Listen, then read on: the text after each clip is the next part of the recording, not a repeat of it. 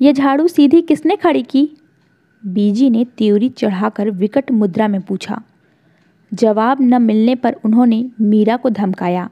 इस तरह फिर कभी झाड़ू की तो वे कहना चाहती थीं कि मीरा को काम से निकाल देंगी, पर उन्हें पता था नौकरानी कितनी मुश्किल से मिलती है। फिर मीरा तो वैसे भी हमेशा छोड़ू छोड़ू मुद्रा में रहती थी। मैंने नहीं रखी है, मीरा ने ऐंठ कर जवाब दिया। क्यों रखी थी? तुझे इतना नहीं मालूम कि झाड़ू खड़ी रखने से घर में दलिद्र आता है, कर्ज बढ़ता है, रोग जड़ पकड़ लेता है? यह तो मैंने कभी नहीं सुना। जाने कौन गांव की है तू? माँ के घर से कुछ भी तो सीख कर नहीं आई। काके का काम वैसे ही ढीला चल रहा है, तू और झाड़ू खड़ी रख, यही सीख है तेरी। मेरा ख्याल है झाड़ू गुसलखाने के बीचों बीच भीगती हुई पसरी हुई छोड़ देने से दलिद्र आ सकता है। तीलियां गल जाती हैं, रस्सी ढीली पड़ जाती है और गंदी भी कितनी लगती है। आज तो मैंने साफ कर दिया, फिर कभी झाड़ू खड़ी न मिले, समझी? इस बात में कोई तुक नहीं है बीजी, झाड़ू कैसे भी रखी जा सकती है। बीजी झुंझला गई। कैसी जाहिल और जिद्दी लड़की ले आया है काका। लाख बार कहा था इस कुदेसिन से ब्याह न कर, पर नहीं, उसके सिर पर तो भूत सवार था। शिखा को हंसी आ गई। बीजी अपने को बहुत सही और समझदार मानती है, जबकि अक्सर उनकी बातों में कोई तर्क नहीं होता। उसे हंसते देखकर बीजी का खून खौल गया। इसे तो बिल्कुल अकल नहीं, उन्होंने मीरा से कहा। बीजी चाय पिएंगी? शिखा ने पूछा। बीजी उसकी तरफ पीठ करके बैठी रही। शिखा की बात का जवाब देना वे ज़रूरी नहीं समझती। वैसे भी उनका ख्याल था कि शिखा के स्वर में खुशामद की कमी रहती है। शिखा ने चाय का गिलास उनके आगे रखा तो वे भड़क गईं। वैसे ही मेरा कब्ज के मारे बुरा हाल है, तू चाय पिला पिला कर मुझे मार डालना चाहती है। शिखा ने और बहस करना स्थगित किया और चाय का गिलास लेकर कमरे में चली गई। शिखा का शौहर कपिल अपने घरवालों से इन अर्थों में भिन्न था। आमतौर पर उसका सोचने का एक मौलिक तरीका था। शादी के ख्याल से जब उसने अपने आसपास देखा तो कॉलेज में उसे अपने से 2 साल जूनियर बीएससी में पढ़ती शिखा अच्छी लगी थी। सबसे पहली बात यह थी कि वह उन सब औरतों से एकदम अलग थी जो उसने परिवार और अपने परिवेश में देखी थी। शिखा का पूरा नाम दीपशिखा था, लेकिन कोई नाम पूछता तो वह महज नाम नहीं बताती। मेरे माता पिता ने मेरा नाम गलत रखा है, मैं दीपशिखा नहीं अग्निशिखा हूँ, वह कहती। अग्निशिखा की तरह ही वह हमेशा प्रज्वलित रहती, कभी किसी बात पर, कभी किसी सवाल पर। तब उसकी तेजी देखने लायक होती। उसकी वक्रता से प्रभावित होकर कपिल ने सोचा वह शिखा को पाकर रहेगा। पढ़ाई के साथ साथ वह पिता के व्यवसाय में भी लगा था, इसलिए शादी से पहले नौकरी ढूंढने की उसे कोई ज़रूरत नहीं थी। बिना किसी आडंबर, दहेज या नखरे के एक सादे समारोह में वे विवाह सूत्र में बंध गए। शिखा उसकी आत्मनिर्भरता, खूबसूरती और स्वतंत्र सोच से प्रभावित हुई। तब उसे यह नहीं पता था कि प्रेम और विवाह 2 अलग अलग संसार हैं। एक में भावना और दूसरे में व्यवहार की ज़रूरत होती है। दुनिया भर में विवाहित औरतों का केवल एक स्वरूप होता है, उन्हें सहमति प्रधान जीवन जीना होता है। अपने घर की कारा में वे कैद रहती हैं। हर एक की दिनचर्या में अपनी अपनी तरह का समरसता रहती है। हर एक के चेहरे पर अपनी अपनी तरह की ऊब। हर घर का एक ढर्रा है जिसमें आपको फिट होना है। कुछ औरतें इस ऊब पर श्रृंगार का मुल्लमा चढ़ा लेती हैं, पर उनके श्रृंगार में भी एक रस्ता होती है। शिखा अंदाज लगाती है सामने वाले घर की नीता ने आज कौन सी साड़ी पहनी होगी, और प्रायः उसका अंदाज ठीक निकलता। यही हाल लिपस्टिक के रंग और बालों के स्टाइल का था। दुख की बात यही थी कि अधिकांश औरतों को इस ऊब और कैद की कोई चेतना नहीं थी। वे रोज़ सुबह 9:30 बजे सासों, नौकरों, नौकरानियों, बच्चों, माली और कुत्तों के साथ घरों में छोड़ दी जाती, अपना दिन तमाम करने के लिए। वहीं लंच पर पति का इंतज़ार, टीवी पर बेमतलब कार्यक्रमों का देखना और घर भर के नाश्ते खाने, नखरों की नोक पलक संवारना, चिकनी महिला पत्रिकाओं के पन्ने पलटना, दोपहर को सोना, सजे हुए घर को कुछ और सजाना, सास की जी हुजूरी करना और अंत में रात को एक जड़ नींद में लुढ़क जाना। कपिल के घर आते ही बीजी ने उसके सामने शिकायत दर्ज की। तेरी बीवी तो अपने को बड़ी चतुर समझती है, अपने आगे किसी के चलने नहीं देती, खड़ी खड़ी जवाब टिकाती है। कपिल को गुस्सा आया।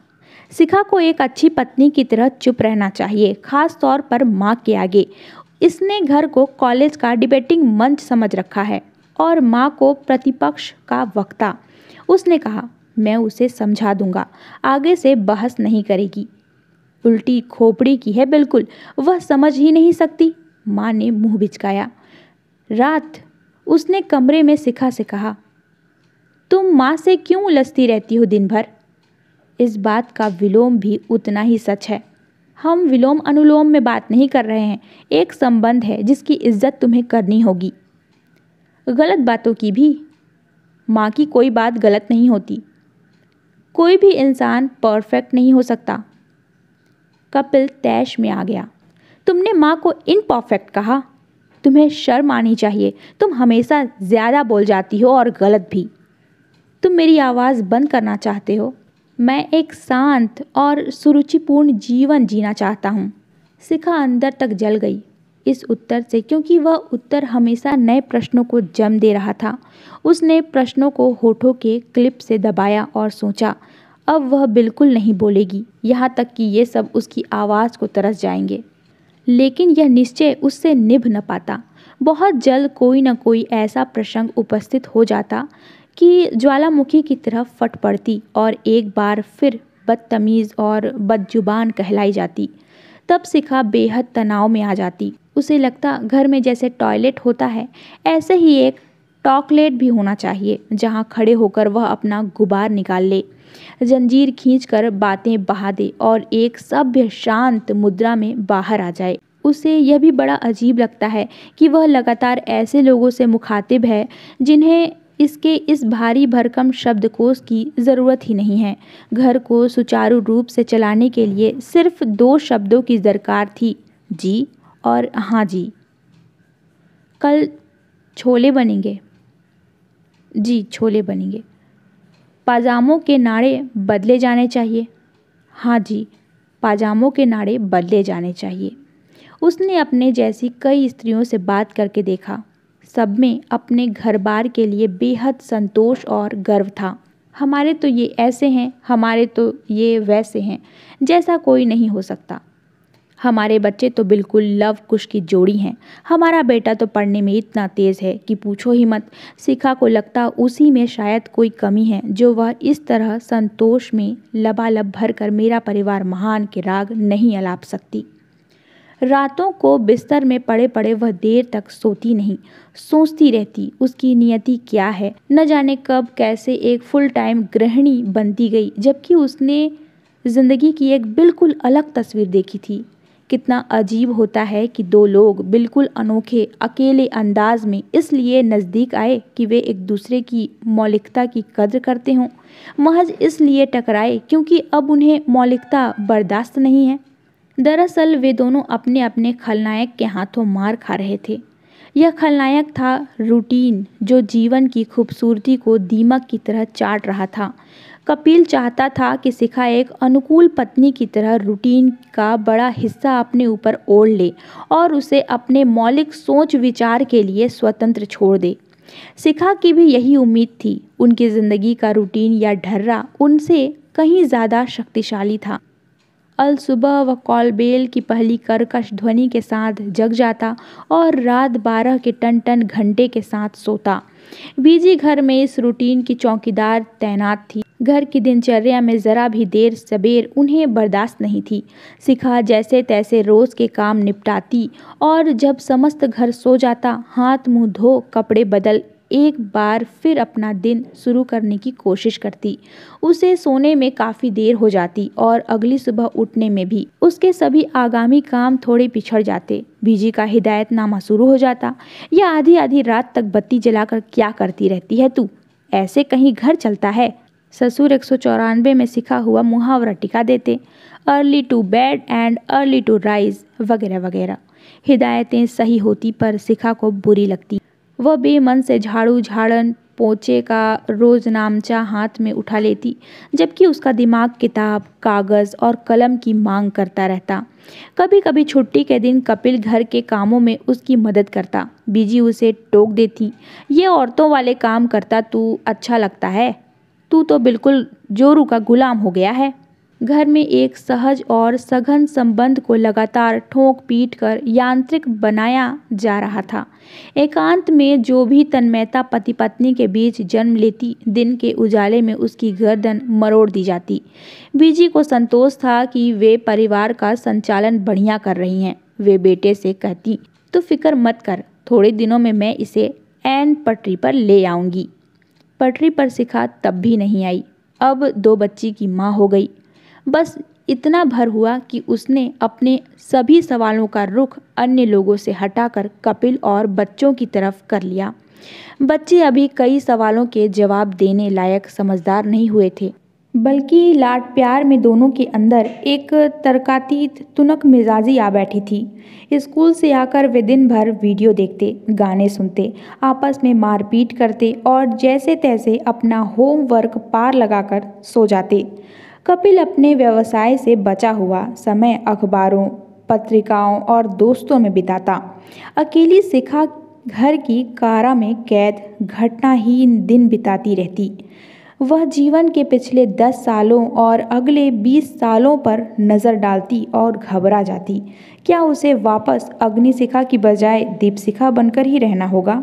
मध्यम और मधुर मधुर जलना होगा? वह क्या करे अगर उसके अंदर तेल की जगह लावा भरा पड़ा है? उसे रोज़ लगता कि उन्हें अपना जीवन नए सिरे से शुरू करना चाहिए। इसी उद्देश्य से उसने कपिल से कहा, क्यों नहीं हम 2-4 दिन को कहीं घूमने चलें?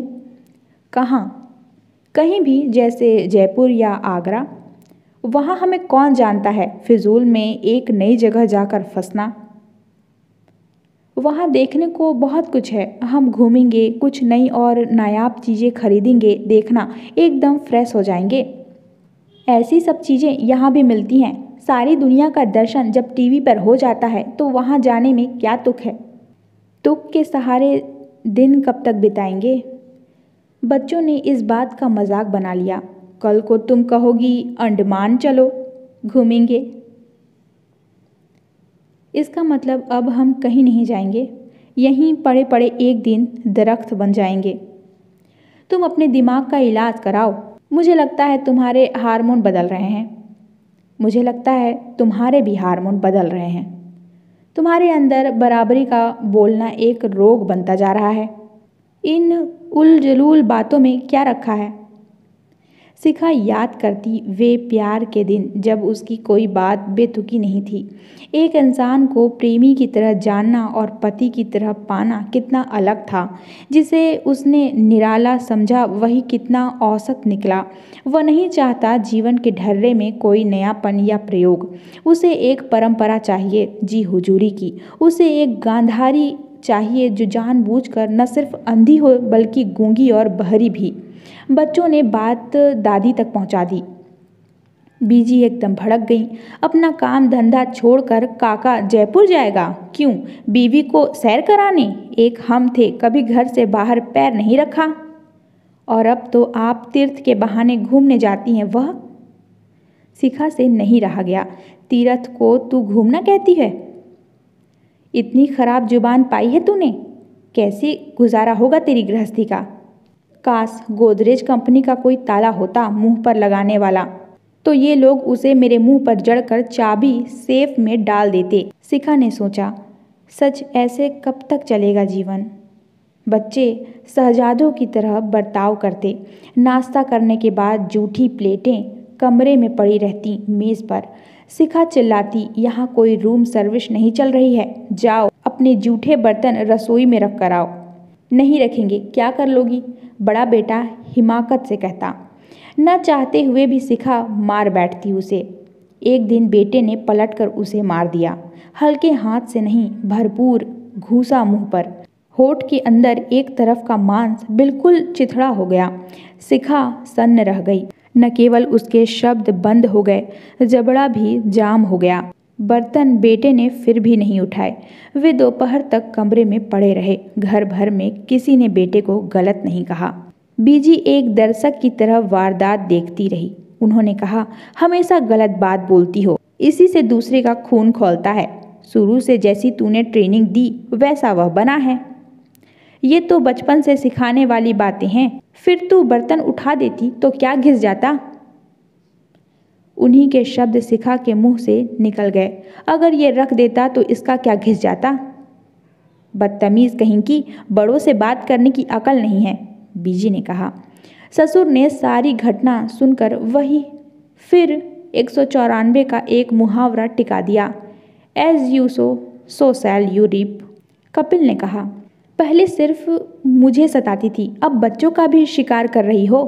शिकार तो मैं हूँ, तुम सब शिकारी हो, शिखा कहना चाहती थी पर जबड़ा एकदम जाम था। होंठ अब तक सूज गया था।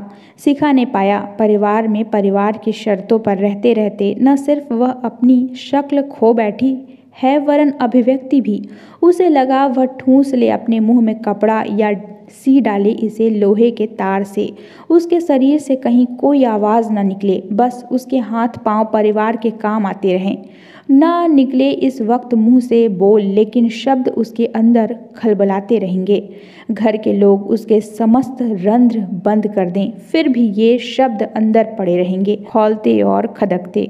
जब मृत्यु के बाद उसकी चीर फाड़ होगी तो ये शब्द निकल भागेंगे शरीर से और जीती जागती इबारत बन जाएंगे। उसके फेफड़ों से, गले की नली से, अतड़ियों से चिपके हुए ये शब्द बाहर आकर तीखे, नुकीले, कटीले, जहरीले, असहमति के अग्रलेख बनकर छा जाएंगे घर भर पर। अगर वह इन्हें लिख दे तो एक बहुत तेज एसिड का आविष्कार हो जाए। फिलहाल उसका मुंह सूजा हुआ है, पर मुंह बंद रखना चुप रहने की शर्त नहीं है। ये शब्द उसकी लड़ाई लड़ते रहेंगे। ये कहानी थी ममता कालिया की और इस कहानी का शीर्षक था बोलने वाली औरत।